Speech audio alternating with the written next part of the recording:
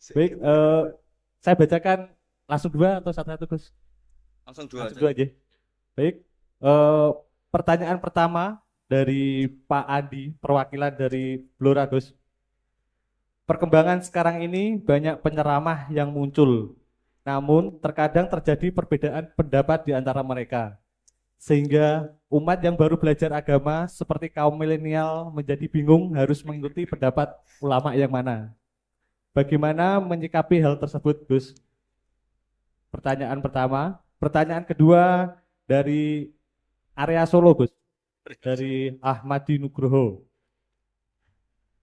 Bagaimana cara kita berbakti kepada orang tua yang sudah meninggal, di mana semasa hidup orang tua kita pernah meninggalkan sholat? Pernah apa Apa sering? pernah meninggalkan? Pernah Iya. sering gitu. Pertanyaannya, apa yang harus dan sebaiknya kita lakukan sebagai anak, Gus? Enggak, Gus. Eh, yang ngaji di sini itu banyak ya, mulai yang nekuni bisnis apa saja lah, termasuk yang di Grab, ya, termasuk Pak Polisi kadang yang ngaji. Ngaji terus ya nggak apa-apa. Dan saya itu termasuk kiai yang nggak pati suka ada pertanyaan, bukan karena apa-apa ya. Makanya tak batasi dua. Karena pertanyaan itu biasanya itu dipikir dari rumah, terus tema yang pokok itu gak pati dirungokno, sementing kok iso takok. Iya, sehingga itu ya. Ini lama-lama yang janda tanya, caranya pejabat jodoh kan ribet nanti. Makanya ya, tapi ya seneng saya ada pertanyaan ya seneng. Cuma kenapa saya tidak membuka terbuka karena tema kita kan kiai ya, kiai itu kayak dokter, tahu misalnya saya tadi tema itu supaya orang tuh tauhidnya kokoh dengan karena zaman akhir tuh yang paling mengkhawatirkan itu apa? Tauhid. Tapi kalau tanya ini diberi hak, itu orang kan sudah punya pikiran sendiri mau ditanyakan, padahal itu subjektivitas dia. Sehingga tanya ya sudah sekadar. Tapi ya nggak apa-apa, tetap saya senang. Cuma nggak boleh banyak-banyak. Dua itu sudah kebanyakan. Yang kedua tak jawab serius. Ketika kita punya orang tua yang punya hutang, jadi yang dibahas Nabi itu hutang dulu. Itu karena hak adami. Hak adami itu tuntutan. Jadi kalau dalam kitab fikih itu ada istilah hakuwah mabniun alal musamahah wa hakul adami mabniun alal musyahah. Jadi kalau hak Allah itu Allah lebih rileks. Karena Allah itu tidak butuh disembah, tidak butuh dipuja-puja. Allah sudah terlalu besar. Al-Qayyum sudah besar sendiri. Sehingga Allah itu mudah, ngabaikan haknya itu mudah. Tapi kalau hak adami, bawaan manusia itu kalau hartanya dibawa orang itu ingat terus. Sehingga harus diselesaikan. Maka Nabi kalau mau mensolatkan danyanya, tanya punya utang enggak. Tapi kalau orang itu misalnya apa ya, enggak sholat atau apa itu Nabi masih ringan. Yang ditanyakan imannya.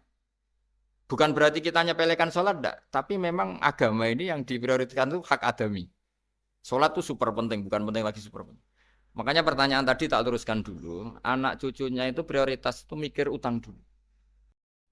Karena ini yang hak adami gitu. Ya. Nah, setelah utang itu selesai, baru dipikirkan menurut sebagian ulama, anak ini boleh mengkodoi sholat yang ditinggalkan orang tuanya. Atau dikafaroi, misalnya per sholat nilainya sekian, terus dibayarkan ke fakir miskin. Nah, tapi pertanyaan seperti ini sepertinya mengganggu. Mengganggu itu begini, takutnya jadi masif. Jadi masif itu gini, berhubung ada solusinya. Ini yang tanya orang mana tadi itu? Solo, ini orang Solo ini harus dikasih tahu ini. Berhubung ada solusinya, jangan-jangan kita-kita yang kaya. Misalnya Pak Yusuf atau Bu Sulis kaya. Tuh nak punya tabungan. Nak saya ada usah sholat ya, nanti gampang. Karena persolatnya kan nilainya hanya sekian gitu. Umur saya kan paling tinggal berapa, itu cukup lah apa? Iya cukup untuk mengganti, itu kan ribet. Makanya solusi itu ya kadang tidak baik. Karena nanti dipakai saya naik dewi. Makanya dulu itu terkenal ada guyonan seorang kiai ditanya. Ini guyonan nyata. Pak Kiai, katanya Kiai itu orang suci, tapi kadang-kadang kok maksiat juga. Si Kiai ini jawabnya ngawur sekali. Justru yang boleh maksiat tuh Kiai, kamu nggak boleh. Terus kenapa Pak Kiai? Dia tahu caranya tobat, kamu nggak tahu. Jadi yang melanggar hukum itu kan yang pakar hukum. Tahu itu. Tahu ilmunya. Cara melanggar tapi nggak bisa dipidanakan. Punya penghapusnya, Gus. Ya punya penghapusnya. Itu kan ribet. Artinya gini ya, yang orang Solo tadi, kalau kadung terjadi orang tua kita tidak sholat, saya ulang, kalau kadung terjadi orang tua kita tidak sholat, atau pernah meninggalkan sholat, kita sebagai kiai itu punya cara supaya yang untung tuh fakir miskin. Misalnya kita fatwa dikasih fidyah atau fida atau apa. Tapi ini bukan cara yang jadi solusi, karena takutnya nanti jadi gerakan masif tadi. Gerakan tidak usah sholat diganti, ya itu kan ceribet jadi. Tapi kalau sampai ingin berbuat baik sama orang tua yang nggak pernah sholat, saran saya satu hak adaminya selesaikan dulu. Karena memang dalam syariat Islam nomor satu itu hak masyhur itu kan ketika ada jenazah Nabi itu nggak tanya orang itu sholat nggak, dan tanya kan punya utang nggak gitu.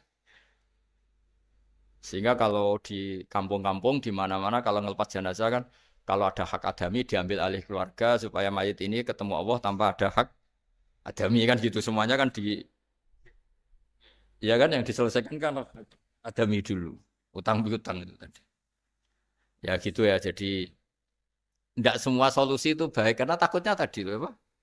Jadi gerakan tadi. Makanya kita jadi kiai sering bingung gitu loh, karena mau nggak fatwa itu ada yang tanya mau fatwa takutnya tadi. Misalnya kita kan paling umurnya tinggal berapa, dihitung saja per sholat terus bilang ke anaknya, nak saya tidak usah sholat, nanti ini aja bayarkan, kan jadi ribet. Nah, yang pertanyaan pertama tadi tentang apa? Yang bedanya ini Gus, penceramah-penceramah. Menceramah. Itu agak agak provokatif. Beda itu ada dua, beda karena bodoh. Nah, itu memang harus kita tinggalkan. Yang beda karena bodoh. Ada beda karena rumus ilmu. Itu harus kita hormati. Saya punya sekian bukti beda ya. Ya kalau karena bodoh tentu kita tinggalkan. Tapi kalau karena rumus ilmu yang beda, misalnya gini. Saya kiai yang lama di kota. Saya kan lama kerja di Jogja. Mungkin perasaannya orang kota itu kalau ketemu tetangga, misalnya saya kiai. Udahlah kalau ketemu tetangga itu gak usah tanya. Ya kalau ketemu biasa aja, tidak usah tanya, tidak usah ramah, biasa aja. Itu mungkin bagus nasihat itu di kota, karena kalau di kota itu ketemu tonggo takok badhe tempundi mau kemana itu ganggu privasi. Sehingga bagian dari kebaikan baik sama tetangga ya jangan tanya, karena itu ganggu apa? Privasi. Tapi kalau di kampung, dianggap sombong kan nggak tanya. Nah hal-hal seperti ini itu perbedaan karena ilmu.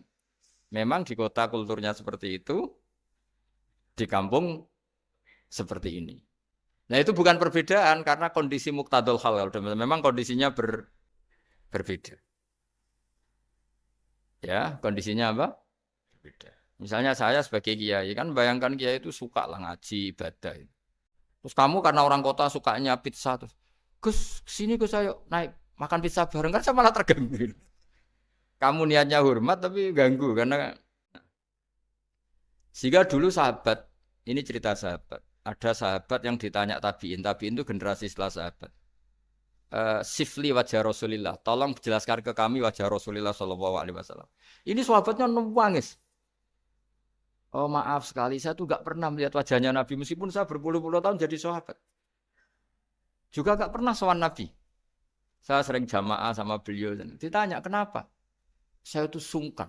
Beliau terlalu wibawa. Jadi bentuk penghormatan sahabat ini kepada Nabi justru gak berani melihat wajahnya.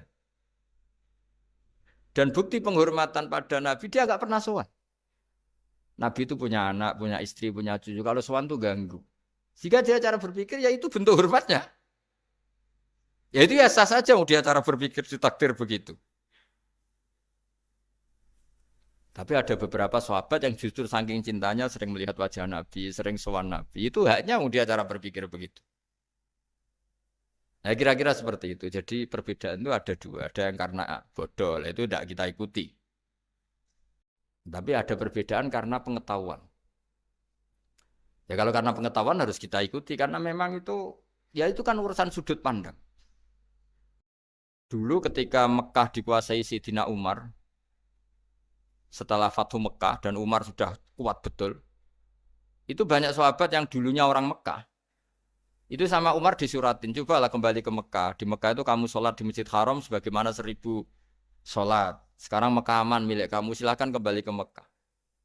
Tapi jawabnya sahabat tuh nggak mau. Paling di Mekah hanya dapat pahala 1000 sholat. Tapi kalau mengislamkan orang di daerah-daerah pedalaman itu dakbul ambiya.